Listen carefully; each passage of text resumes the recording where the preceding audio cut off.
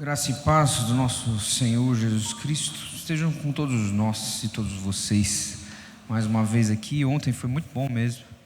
E reitero aí o agradecimento, a hospitalidade, também o carinho dessa igreja, que já é uma igreja tão querida por nós. Hoje não tem água aqui. Depois vocês pegam. Bom, sei lá. É o seguinte. Ontem nós falamos da primeira parte do texto, Romanos capítulo 5, versículo 1 e 2. Hoje a nossa proposta é focar num pedaço importante desse trecho, que é o versículo 3. Ele existe uma continuidade, versículo 4 e 5, mas a gente vai nos ater hoje, agora, no versículo 3. Então abra a sua Bíblia, Romanos capítulo 5, versículo 3, e também um outro texto que daqui a pouco eu vou citar, fica como ontem, aberto nos dois lugares. É um versículo apenas de Romanos, nós leremos uma porção de outros versículos, dissertando sobre uma coisa que te afeta e me afeta, que é o medo. Vamos lá, Romanos capítulo 5, obrigado pastor, versículo 3, não somente isto, mas também nos gloriamos nas tribulações, sabendo que a tribulação produz perseverança. A tribulação produz perseverança. Baixa sua cabeça, vamos orar mais uma vez. Deus, nosso Pai, cuida dos nossos medos, em meio às tribulações, em meio à vida vacilante. Ó Pai, nos ensina o que é temer o Teu nome, em nome do nosso Senhor Jesus Cristo. Amém e amém. A gente tem medo de caminhar, de andar nessa terra? O que é que produz na gente receio para tomar decisões no meio de tribulações? Receio de sermos ousadamente corajosos, receio de declararmos a nossa fé, ou então você vê mais à sua volta o caos do mundo ou a esperança de Deus?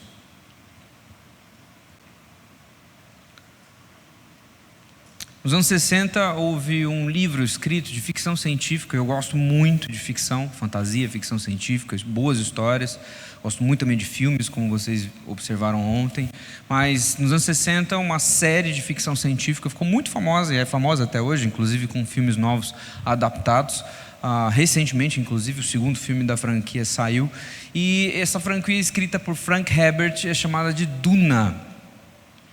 E dentro dessa franquia de Duna, você tem uma ordem, entre aspas, sacerdotal, uma ordem mística de mulheres que compreende alguns provérbios. Elas têm lá todo um misticismo delas. E dentro desses provérbios das Bene Gesserit, que são essas sacerdotisas, ou como o livro mesmo chama, bruxas, você tem uma frase delas que é assim: o medo é o assassino da mente.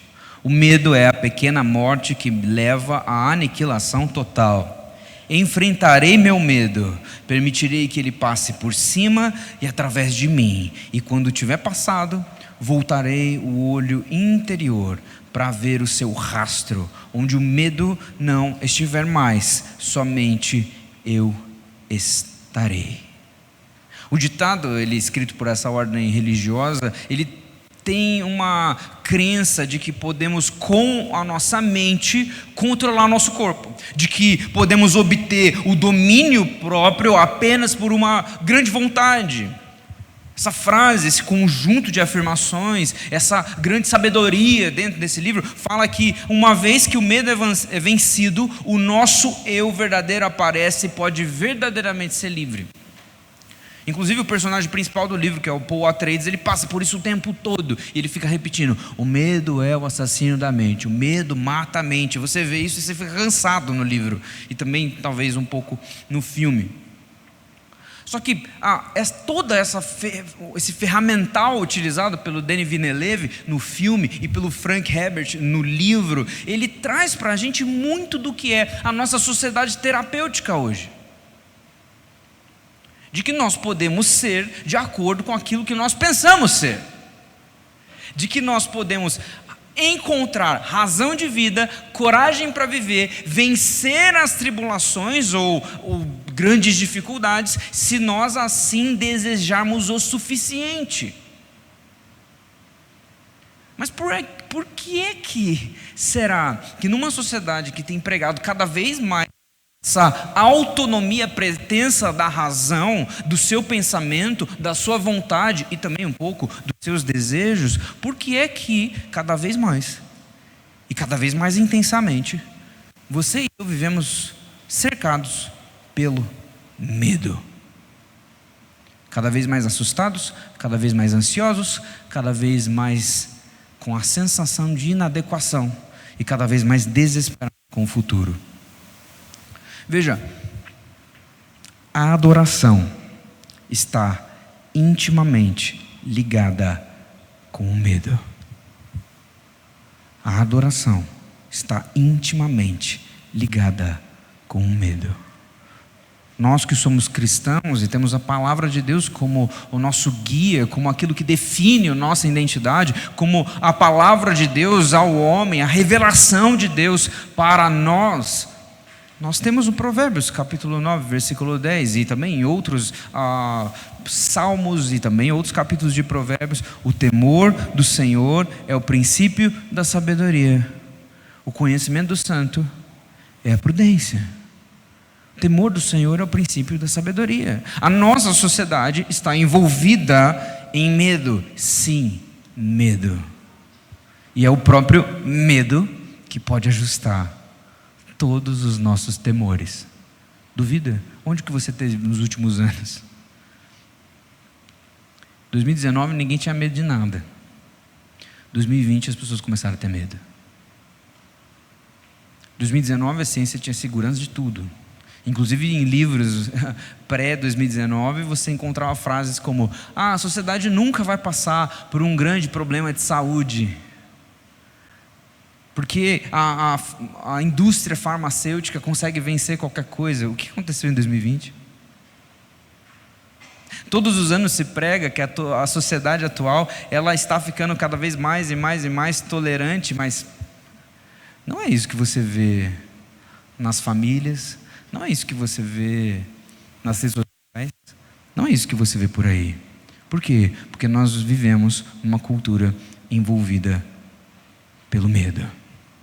Nós agimos mais seguindo os nossos instintos pelo medo do que pela fé.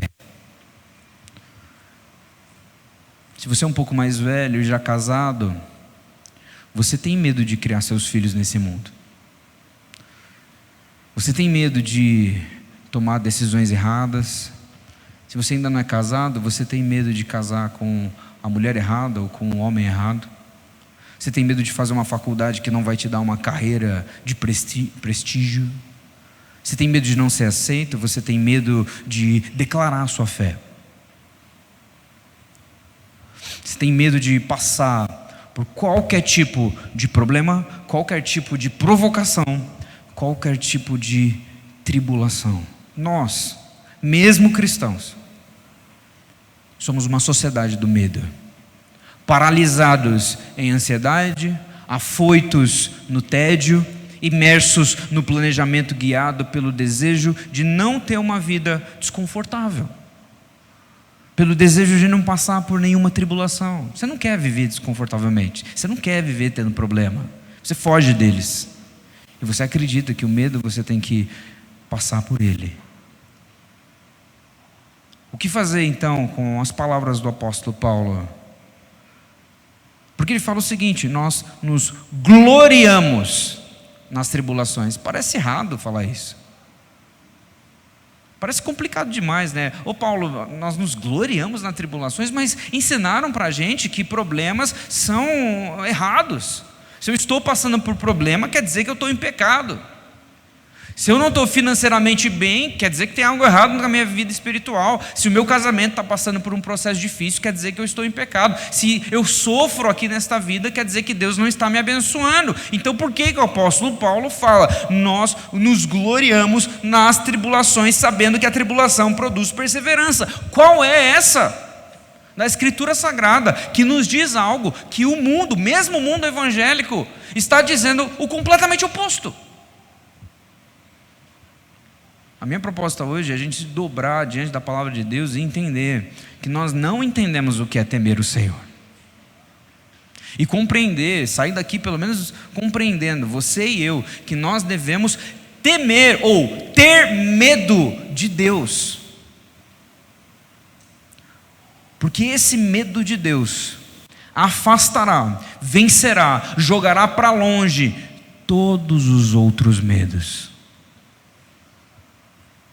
Para isso, entenderemos que Deus supera os nossos medos e que Deus sustenta a nossa esperança. Para apoiarmos essa afirmação que parece tão ousada e tão, talvez, contraditória com as TVs evangélicas por aí, os pregadores de Instagram por aí, nós nos vamos apoiar no texto de 1 Pedro capítulo 3, versículos 13 a 17. Uma carta escrita para um povo em tribulação. A semelhança daquele capítulo 5 do apóstolo Paulo, que ele se apoia na justificação para fazer o povo entender a dinâmica da vida e a verdadeira esperança, também Pedro envia a sua carta para um povo desesperado, para um povo perseguido, para um povo atribulado, para um povo que também necessitava ser alimentado pela verdadeira esperança. Então, 1 Pedro, capítulo 3, versículo 13 a 17, está dizendo assim aos corações daqueles que primeiro leram aquela carta, mas também ao seu e ao meu coração hoje. Ora, quem há de maltratá-los, se vocês forem zelosos na prática do bem? Mesmo que venham a sofrer por causa da justiça, vocês são bem-aventurados. Não tenham medo das ameaças, nem fiquem angustiados. Pelo contrário, santifiquem a Cristo como Senhor no seu coração. Mas façam isso com mansidão e temor, com boa consciência, de modo que naquilo em que falam mal de vocês, fiquem envergonhados esses que difamam a boa conduta que vocês têm em Cristo. Porque se for da vontade de Deus, é melhor que sofram por praticarem o bem do que praticando o mal. Por que todo mundo tem medo? Veja, nós temos um anseio de eternidade em nós. João Calvino chamou isso de sensus divinitatis. O escritor de Eclesiastes chamou isso de anseio pela eternidade, em Eclesiastes capítulo 3, versículo 11. Deus colocou o anseio, o desejo, a noção de eternidade no coração do homem. Ele, sabendo que ele não é eterno, ele sabe que o tempo dele não é o tempo de Deus e que Deus tem um tempo muito além do próprio tempo humano. Você e eu sabemos que não duramos para sempre. O ser humano, ele olha para o conceito de eternidade e percebe a própria falência. A nossa adoração, inclusive, é baseada naquilo que guia o nosso coração. Quando você vai explicar o imaginário ideal, o desejo de boa vida, quando você vai entender essa inclinação do nosso coração em resolver todos os nossos anseios, esse é o desejo dessa boa vida, o imaginário que nós podemos chamar talvez de céu, de eternidade. Todo ser humano tem isso, esse conceito muito bem conceituado, para usar um pleonasmo aqui, mas que ninguém sabe direito responder o que é. Que ninguém sabe direito chegar lá. Parece que todo mundo sabe que falta alguma coisa, mas quando a gente vai pesquisar o que é que falta mesmo no nosso coração, a gente não sabe. E o ser humano tem feito perguntas e mais perguntas desde que ele começou a fazer perguntas, ou seja, desde sempre. O que é essa realidade? Como que a gente entende isso? Qual é a natureza da realidade que está externa a nós, o mundo à nossa volta? Como é que eu explico as coisas, da onde elas vieram, como elas são, para onde elas vão? O que é o ser humano? O que acontece com quem morre? Por que eu consigo saber e conhecer alguma coisa? Como que eu sei o que é certo e o que é errado? Qual é o significado da história humana, da nossa história, da história que virá? Como que eu me comprometo de acordo com as respostas que eu der ao significado da vida? Veja, não são cristãos só que pensam nessas coisas. O ser humano tem pensado nisso. Inclusive um autor chamado Brian Greene, que é um matemático, ele escreve um livro chamado Age of Nothing, ou A Era do Nada. E ele fala que tanto matemáticos, cientistas, quanto religiosos tentam descobrir a mesma coisa. Como é que o homem durará para sempre? Como que é que você vive aqui, nesta terra, neste tempo, sabendo que a vida humana é um estalo perto da vastidão do universo? Será que existe sentido nas coisas que a gente faz? Será que existe razão para a gente fazer alguma coisa? Já disse alguém que o homem é esse movido pelo desejo, e esse desejo é o desejo de alcançar o que é eterno. Por quê? Porque a noção de que nós somos passageiros nos causa medo.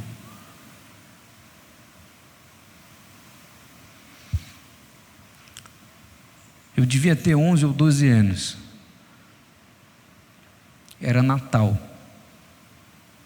E aí nós sentados na casa da minha tia, todos ali, depois da festa de Natal, com a barriga cheia, esperando ali acabar o dia, a gente voltar para casa. Eu estou sentado, meu pai senta do meu lado. Ele chega para mim e fala bem sério: Guilherme, você vai morrer. Daí eu olhei assim, falei assim, como assim? Ele falou assim: um dia você vai morrer.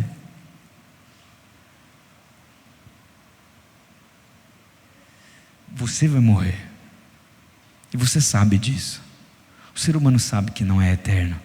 E isso nos causa medo. E é por isso que a gente busca as coisas. É por isso que a nossa sociedade fica ali fixada, obstinada, obsessivamente perseguindo aquilo que poderá lhe dar conforto nessa vida, aquilo que poderá lhe dar prazer nessa vida, aquilo que poderá lhe dar satisfação nessa vida. Porque tudo isso aparentemente anestesia ou então causa em nós um pequeno conforto nesse medo, tentando vencer essa guerra temporal. Será que é a prosperidade que nos causa medo? Não, já disseram outros autores que não é isso que nos causa medo. Mas o medo nos tem levado a uma confusão moral. O medo tem levado sociedades a confundirem certo e errado, a lutarem por poder, a lutarem por política, a lutarem por ideologias. Já disse um outro filme bem importante para quem gosta de filmes e sagas intergalácticas, que o medo é o caminho para o lado negro.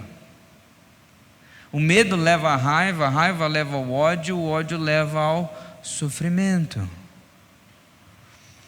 Alguns dizem que inclusive a religião é algo baseado no medo, outros combatem essa ideia, e é uma noção aparentemente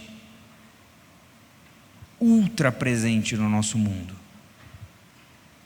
Para você agora parece que eu estou falando de coisas etéreas. Quer um exemplo de como o medo é algo muito mais próximo do que você imagina? Você já ouviu falar de FOMO, Fear of Missing Out, ou medo de estar perdendo alguma coisa? Essa é uma síndrome que alguns estão escrevendo sobre isso, psicólogos e gente que começa a ler a sociedade, que é o medo de estar perdendo alguma informação muito importante. Sabe como isso se demonstra? Com um dispositivo que provavelmente agora está ou no seu bolso ou na sua frente. Você já se pegou abrindo seu celular sem ter nada para fazer? E de repente você só abriu ali, abre o WhatsApp, ou o Instagram, ou o seu Twitter, ou qualquer outra coisa, mas não aconteceu nada. Só que você quer ver se você tem alguma notificação. Você quer ver se alguém te mandou uma mensagem. Você quer ver se alguém curtiu tua foto. Você quer ver se alguém compartilhou com você alguma coisa. Isso é o medo de perder alguma coisa. Fear of missing out, FOMO. E você provavelmente já se pegou várias e várias vezes abrindo seu celular quando você não deveria fazer isso. Pode ser numa pregação. Está na igreja, no meio do sermão, você acessa isso aqui, acessa o texto, e aí entra aquele push-up aqui em cima. O que acontece com o teu coração? Você abre ou não abre? E por que você abre? É o medo de passar tempo demais e alguém ter mandado uma mensagem e você ser o último a saber. É o medo de você saber por último o resultado do jogo do seu time favorito. Medo de perder. O medo virou inclusive uma doença para ser medicada. O medo inclusive virou um problema a ser resolvido. Medo. E desculpa passar tanto tempo falando sobre medo, mas é porque o texto de 1 Pedro capítulo 3, ele fala exatamente por isso. Veja, quem há de maltratá-los, se vocês forem zelosos na prática do bem? Mesmo que vocês venham sofrer por causa da justiça, vocês são bem-aventurados. A ideia do apóstolo Pedro, ao escrever isso, é confrontar o povo que estava sofrendo. Essa ideia de quem há de maltratá-los, eles já estavam sendo maltratados. Eles já estavam sofrendo perseguições e tribulações. Eles são esses judeus da diáspora. Esses cristãos que estavam ali espalhados por conta da perseguição à igreja. E o apóstolo Pedro, ele trata isso. Mas só que ele fala, mesmo que vocês venham sofrer por causa da justiça, vocês são bem-aventurados. Há uma alegria proposta além da dor.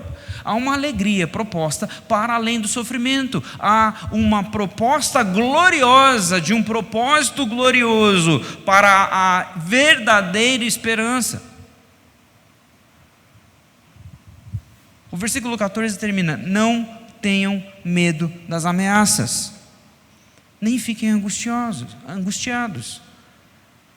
Pedro está elaborando isso a partir de um conceito muito bem conhecido, a partir da própria palavra de Deus, a partir do próprio profeta Isaías, que tem uma lógica que também exorta o povo de Deus nesse sentido: não se comparem com os outros povos, não tenham medo daquilo que eles têm medo. Vocês não precisam viver no medo do mundo. Isaías capítulo 8, versículos 11 a 13, a palavra de Deus diz assim, isso é onde Pedro tirou a sua argumentação para falar ali. Porque assim o Senhor me disse, tendo forte mão sobre mim, e me advertiu que eu não andasse pelo caminho desse povo. Ele disse: não chamem de conspiração a tudo que esse povo chama de conspiração. Não temam aquilo que o povo teme, nem fiquem apavorados. Ao Senhor dos exércitos, é a Ele que vocês devem santificar, é a Ele que vocês devem temer, é dele que vocês devem ter pavor.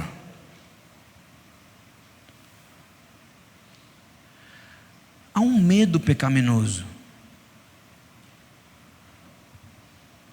o medo dessa identidade instável que temos, um medo identitário, de você talvez não ser você, ou não ser aceito, de você não saber direito o que você é nesse mundo, qual o teu propósito, qual o teu significado, onde está a sua segurança, como está a sua satisfação. Um medo, uma instabilidade, existe esse medo é pecaminoso, uma vez que Deus já proveu a nossa identidade, como eu falei ontem. Também há um medo de julgamento. Você tem medo que os seus pais te julguem, que os seus pastores e líderes te julguem, que os seus amigos te julguem, e por conta desse medo, nós muitas vezes relativizamos a verdade, nós muitas vezes relativizamos o que é certo ou errado. Eu prefiro deturpar o que é certo, ao invés de sofrer o julgamento pelas minhas ações. Você e eu temos isso, a nossa sociedade tem isso. Há um medo também do futuro, um medo do que virá.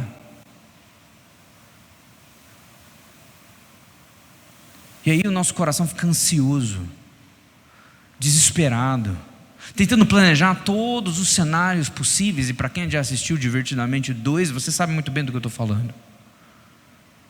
Ansiedade nossa que fica elaborando as várias probabilidades do que vai acontecer e nos consumindo, nos causando cada vez mais medo do futuro.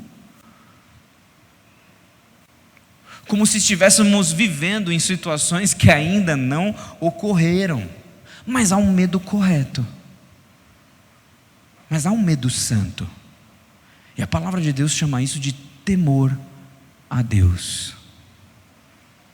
E tanto Pedro quanto Isaías, eles explicam como é que o pavor diante de Deus, o temor a Deus, o medo para com Deus deve ser realizado. É santificar o Senhor. Colocar o Senhor como uma coisa primordial em nossas vidas. Ter temor, reverência, gratidão ao Senhor. Como é que a gente compreende e liga esse medo que envolve a nossa cultura com esse temor proposto na Escritura Sagrada? Sim, Isaías capítulo 8, 11 a 13. Santificar o Senhor significa deixar de temer o que os outros temem. Então é isso que é verdadeiramente temer a Deus. É não temer coisas que não são dignas do nosso temor.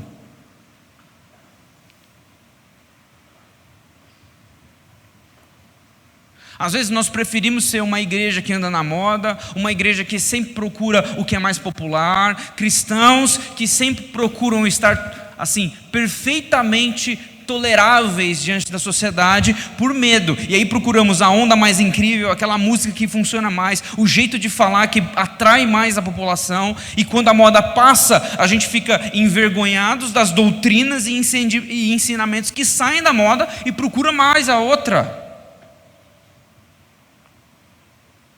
E o ensino de temer a Deus é um deles. Não está na moda falar que você tem que ter medo de Deus.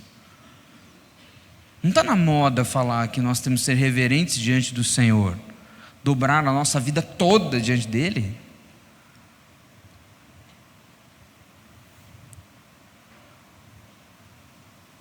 Mas a palavra de Deus, seja em Isaías, seja em Pedro, seja em Evangelho de João, seja Jesus falando sobre o Pai, seja os profetas exortando Israel, seja os apóstolos falando com a igreja, a palavra de Deus nos mostra que nós devemos ter um medo genuíno de um Deus incontrolável. Deus não pode ser domado. A arrogância dos nossos dias acha que pode dizer a Deus quem Ele deve ser, como Deus deve se comportar, como Deus tem que escolher as coisas, o que Deus tem que falar. Você acha mesmo que a gente tem capacidade de fazer isso? Mesmo? De dizer o que Deus vai falar? De controlar como Deus vai se comportar? De decidir sobre qual caixinha que Deus vai atuar? Tem um livro do C.S. Lewis que se chama O Grande Divórcio, ou O Grande Abismo, dependendo da tradução. E em certo momento o C.S. Lewis encontra um professor dele, que é um outro famoso escritor, que é o George MacDonald. E esse George MacDonald do livro, não um George MacDonald real, elabora alguma coisa com o C.S. Lewis. Ele fala assim, no final de todas as coisas, quando nós estivermos diante de Deus, tem duas maneiras de a gente encontrar a Ele. Nós podemos dobrar os nossos joelhos e dizer a Deus, faça-se a tua vontade. Ou então, em rebeldia, nós vamos ouvir Ele dizer a nós, faça-se a tua vontade. E aí a gente vai arder e sofrer na condenação. O nosso problema com as tribulações é que nós não tememos a Deus como devemos temer. Não achamos que Deus é digno do nosso temor. E aí nós achamos que somos muito melhores do que realmente somos e nós rebaixamos o conceito de Deus. Nós tememos tão pouco a Deus que esses medos variados que a gente passa, que qualquer tribulação fica grande demais. Se você tem um grande Deus, você espera grandes coisas. E mesmo os grandes problemas, eles são pequenos perto da majestade de Deus. Porque o nosso pavor a Deus é tão grande que todos os outros medos que possamos ter, eles se tornam diminutos. Santificar ao Senhor em nosso coração é ajustar esse medo que existe em nós. E você tem medos. Você tem medos, e essas tribulações elas vão provocar no teu coração medos, mas a exortação da palavra de Deus é que nós ajustemos essa bússola que é o nosso coração,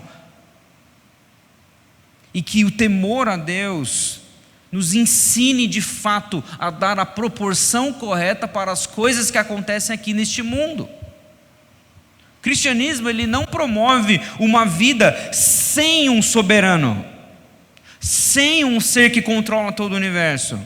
Ele promove uma vida que vive debaixo do medo certo. Nós estamos prestando contas ao Senhor certo. Jesus Cristo trabalha isso também. Não é o anjo que aparece aos pais, José e Maria, e ali ele fala: não temas, não temam. Jesus fala várias e várias vezes para que as pessoas não temessem. Jesus ensina os seus discípulos a não temer o mar quando o mar está agitado. Jesus revela que é Ele em meio ao mar e diz também para não temerem. Jesus fala: tenham bom ânimo, eu sou. Jesus também fala em João capítulo 14: não se turbe o vosso coração. Não temam o que eles temem. Temam ao único digno do nosso temor. E é aí que Deus nos leva do medo ao contentamento. Do medo ao contentamento. Porque na maioria dos casos, essa raiz dos medos que temos, das tribulações que às vezes nos afligem demasiadamente, é porque o nosso coração está repleto de descrença, de falta de temor, de ceticismo. E não sou eu que estou falando isso. A palavra de Deus, em Mateus capítulo 8, num evento muito interessante, fala o seguinte: olha, os discípulos eles foram acordar Jesus, dizendo: Senhor, salve-nos, nós estamos perecendo. Aquele evento que estava acontecendo era uma grande tempestade. Os discípulos percebem que Jesus está dormindo no barco, e aí Jesus acorda e pergunta para eles o seguinte, falando assim: por que vocês são tão medrosos?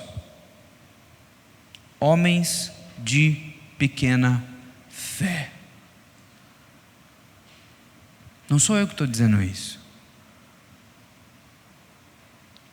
O oposto da fé é o medo. Esse medo.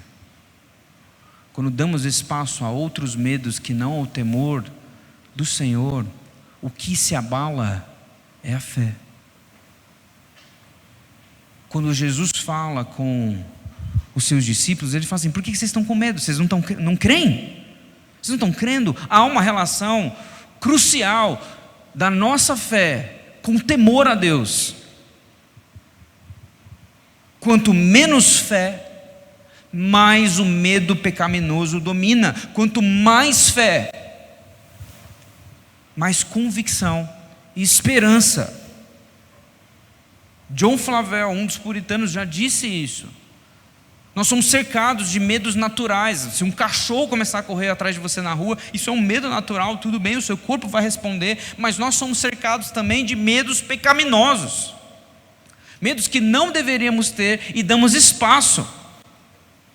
Mas há o medo, que é o temor a Deus, que ajusta todo o nosso coração. Esse medo ajustado diante de Deus coloca os medos demais nos seus devidos lugares.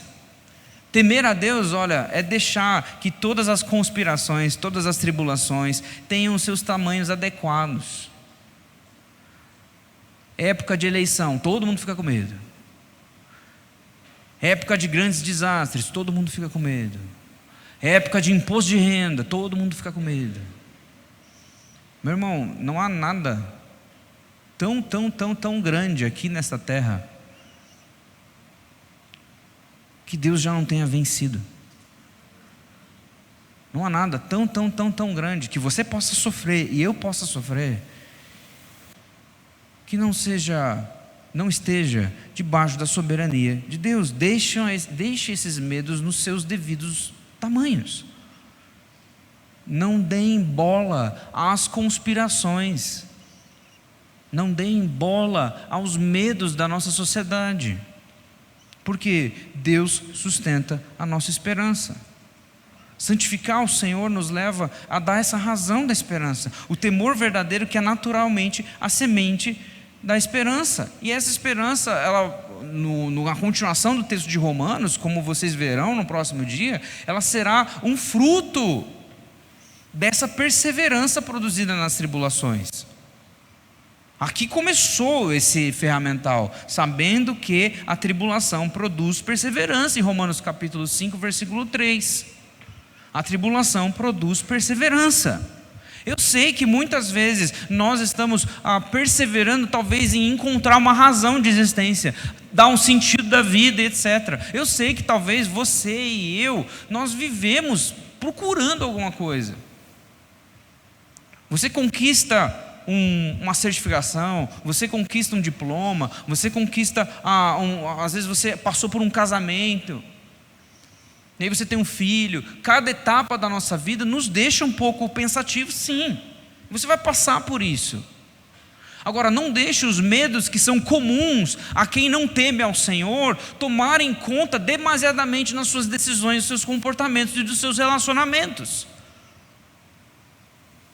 O tempo todo, todo mundo está procurando algo a mais.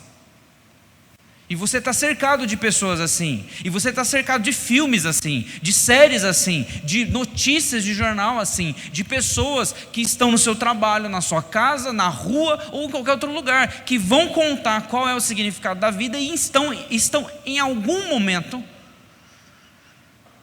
em certo patamar desse estado. E é necessário você saber disso, para que não seja o medo deles que contamine o seu coração, mas que seja o teu temor ao Senhor, que demonstre uma fé em meio a tribulações, que dê esperança e mostre essa esperança para quem não crê. É interessante que Timothy Keller, num livro chamado Deus na Era Secular, que é incrível por sinal, ele conta a nós que as pessoas procuram por esse algo a mais. E existem alguns tipos de pessoas que supõem que esse algo a mais ainda está por aí, e tem uma esperança de encontrar com esse algo a mais. Alguns vão chamar esse algo a mais explicitamente de Deus, outros não, mas eles procuram. E aí o Timothy Keller coloca assim: os jovens, eles têm uma busca implacável por esse algo a mais. Eles querem procurar, eles querem saber, eles estão se relacionando o tempo todo com alguma coisa, se filiando a algum partido, se juntando a alguma causa, viajando e tudo mais. O jovem é impetuoso, e essa impetuosidade significa que ele tem muito medo de não encontrar o algo a mais.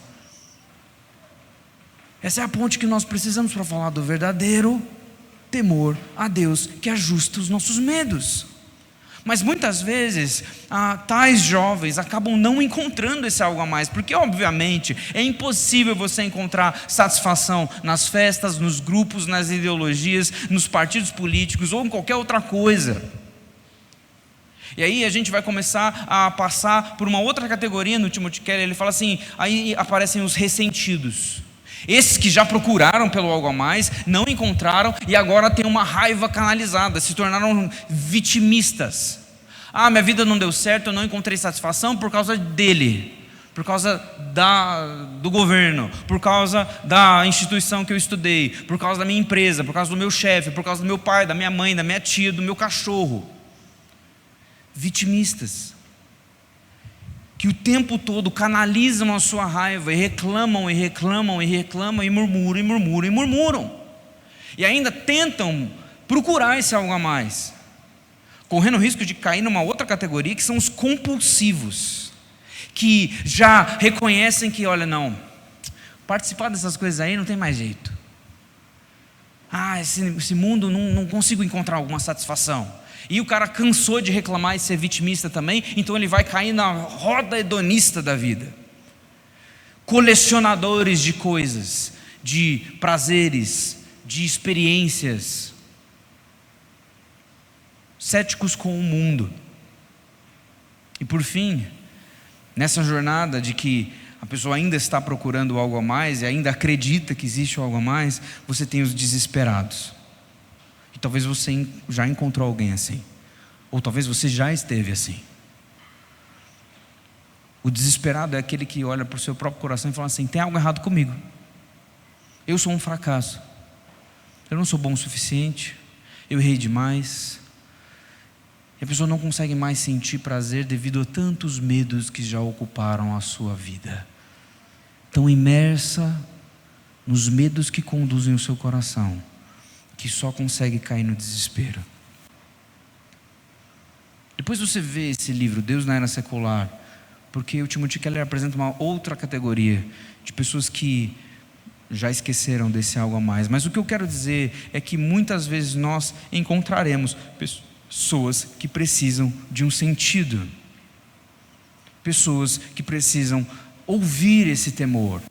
E quando o apóstolo Pedro, ele enfatiza a esperança cristã, ele enfatiza a verdadeira esperança, ele está para além de dizendo que a esperança cristã é razoável, de que ela é plena, de que ela é efetiva. Ele está dizendo que debaixo das promessas de Cristo, a nossa vida consegue dar passos seguros.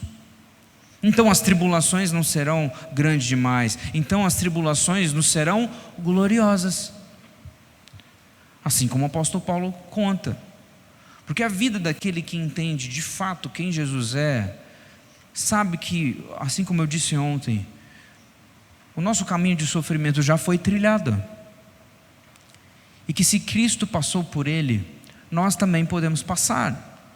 E se Cristo já sofreu, nós também podemos sofrer. E que se Cristo morreu, você e eu somos convidados a segui-lo em sua morte. Porque seguindo-o em sua morte, nós encontraremos o caminho da ressurreição. Isso é um fato. Em sua morte e em sua ressurreição, nós experimentaremos a vida e a vida abundante. Nós que somos chamados desde as cartas do Novo Testamento, somos os eleitos, esses que estão forasteiros no mundo, peregrinos aqui,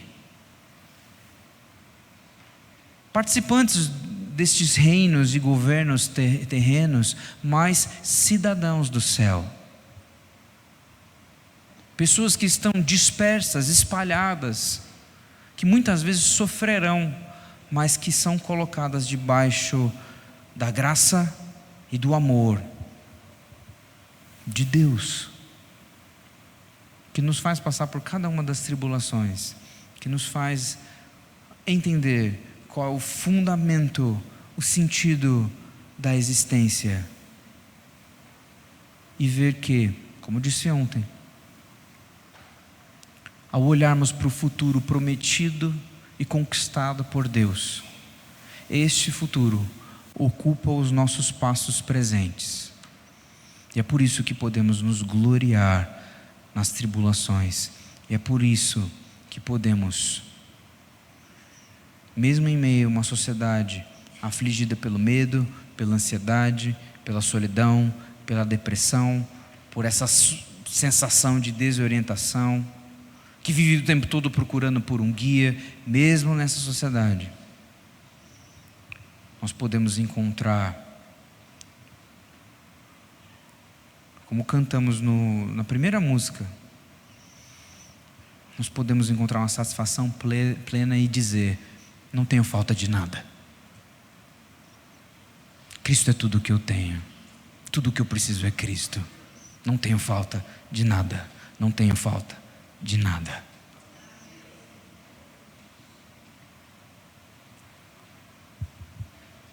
Nós sofreremos por estar no lugar correto. Não fuja desse sofrimento. Saiba que esse sofrimento é glorioso. Por conta da alegria proposta, continuar perseverante na boa consciência resultará na esperança. Temer o Senhor, certo, nos prepara para dar sentido à vida confusa e caótica. Temer ao Senhor nos dá alegria, pura alegria, porque Ele é dádiva. Cristo é o presente do mundo a nós, de Deus a nós. Cristo é essa dádiva no meio de tanto sofrimento, no meio dos medos, no meio do caos, no meio das histórias não verdadeiras, no meio da dissolução da verdade, da erosão de tudo que é sólido. Cristo é a palavra encarnada que nos livra de todos os falsos medos, que nos livra de todas as conspirações. E assim nós podemos nos juntar ao apóstolo Paulo em 2 Coríntios, que discursando exatamente sobre isso, também, veja, a palavra de Deus, ela responde a si mesma, ela se conversa, ela se interpreta. E olha que profundidade entender essa gloriosa esperança proposta no capítulo 5, com também um outro discurso do apóstolo Paulo em 2 Coríntios capítulo 4, que ele diz assim: nós não pregamos a nós mesmos, mas a Jesus Cristo como Senhor, e a nós mesmos como servos de vocês por causa de Jesus. Porque Deus, que disse: das trevas resplandeça a luz, Ele mesmo resplandeceu em nosso coração para a iluminação do conhecimento da glória de Deus na face de Jesus Cristo. Temos, porém, esse tesouro em vasos de barro, para que se veja a excelência do poder que provém de Deus e não de nós. Em tudo somos atribulados, porém não angustiados. Ficamos perplexos, porém não desanimados. Somos perseguidos, porém não abandonados. Somos derrubados, porém não destruídos. Levamos sempre no corpo o morrer de Jesus, para que também a vida dele se manifeste em nosso corpo. Porque nós que vivemos somos sempre entregues à morte por causa de Jesus, para que também a vida de Jesus se manifeste em nossa carne mortal. De modo que em nós opera a morte e em vocês a vida, tendo porém o mesmo espírito de fé, como está escrito: eu criei, por isso falei. Também nós cremos e por isso também falamos, sabendo que aquele que ressuscitou o Senhor Jesus também nos ressuscitará com Jesus e nos apresentará juntamente com vocês, porque tudo isso é para o bem de vocês, para que a graça, multiplicando-se, torne abundantes as ações de graças por meio de muitos, para a glória de Deus. Por isso não desanimamos. Pelo contrário, mesmo que o nosso ser exterior se desgaste, o nosso ser interior se renova dia a dia, porque a nossa leve e momentânea tribulação produz para nós um eterno peso de glória, acima de toda comparação, na medida em que não olhamos para as coisas que se veem, mas para as que não se veem. Porque as coisas que se veem são temporais, mas as que não se veem são eternas. Santifique o Senhor no seu coração. Não tenha medo do que eles temem. Coloque-se debaixo do Senhor certo. Tema ao Senhor, e todos os outros medos serão ínfimos perto da grandeza da graça do nosso Deus. E aí a gente vai entender o caminho da perseverança que leva à esperança, como nos gloriarmos nas tribulações. Baixe sua cabeça, vamos orar. Ó Senhor Deus, a Tua palavra, ela atinge o nosso coração, ela não necessita de grandes elaborações, ela é suficiente para nos fazer entender, Pai, que muitas vezes os nossos medos são bobos, perto do temor ao Senhor. Esse pretenso desespero, a nossa ansiedade fajuta, e todos os nossos comportamentos, eles têm os seus devidos tamanhos. Nos ensina, Pai, a lançar sobre o Senhor toda a ansiedade. Nos ensina, nosso Pai, como pedimos e cantamos aqui, a ter confiança no Senhor. Mesmo quando a confiança for escassa em nós, porque sabemos que não podemos prover para nós a própria fé. Sabemos que dependemos do Senhor, que o Senhor nos sacia o coração, que o Senhor é essa fonte de água viva, que jorra em nós alegria, paz. Ó Pai, clamo aqui e nós discursando sobre a Tua obra em nós e como que o Senhor nos anima para essa vida, nos traz ânimo agora, Pai. A Tua palavra é vasta, a Tua palavra fala ao nosso coração e tem respostas para os dilemas que vivemos hoje. Eu clamo, Deus, que o Senhor nos faça entender isso. Talvez agora, Pai, depois da exposição, depois de tomarmos a Tua palavra, agora o nosso coração está cheio, nossa esperança renovada. Mas Deus, existirão dias que essa esperança ela vai ser difícil de encontrar. Nós passaremos por tribulações e Deus, eu clamo, não nos deixe perder de vista o temor ao Senhor, para que assim possamos entender e entender cada vez mais que podemos nos gloriar nas tribulações, pois tais tribulações nos mostram um propósito glorioso da tal graça em produzir em nós a perseverança. Cuida de nós, Pai, cuida desses irmãos, enquanto também continuarem expondo o texto e olhando, investigando o restante desse capítulo que tem tantas lições ao nosso coração, que mostra-nos o Teu Cristo e como o Teu Cristo em nós nos justifica, nos redime e também nos dá a fé.